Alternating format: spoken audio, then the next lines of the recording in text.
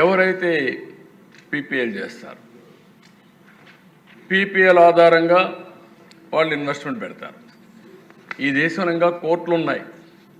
ఏదైనా సరే కాంట్రాక్టు చేసుకున్న తర్వాత అది కూడా గవర్నమెంట్ చేసినప్పుడు కంపల్సరీగా దాన్ని ఆనర్ చేసే బాధ్యత ఉంటుంది. లేకపోతే కోర్టుకు పోతే వాళ్ళకు మళ్ళీ నష్టపరిహారంతో సహా కట్టించే పరిస్థితి కూడా వస్తుంది.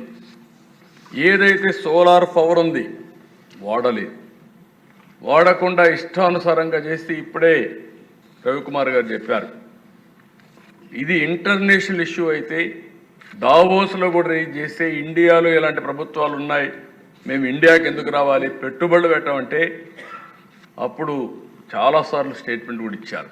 ఆనాటి ఫైనాన్స్ మినిస్టర్ కానీ పవర్ మినిస్టర్ వీళ్ళందరూ మాట్లాడే పరిస్థితికి వచ్చారు.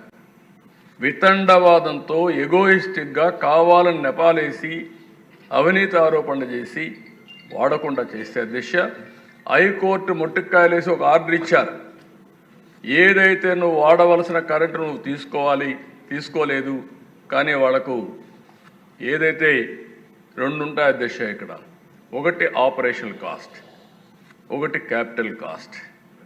మీరు వాడలేదు కాబట్టి ఇది ఆపరేషనల్ కాస్ట్ అంటే ఎండతో కరెంట్ వస్తుంది కాబట్టి 9,000 కోట్ల రూపాయలు మీరు పే చేయాలని హైకోర్టు డైరెక్షన్ ఇస్తే మనం వాడుకొని ఉంటే ఆ కరెంటు మీరు గుర్తుపెట్టుకోవాల్సిన దిశ మనకి ఇబ్బంది వచ్చేది కాదు.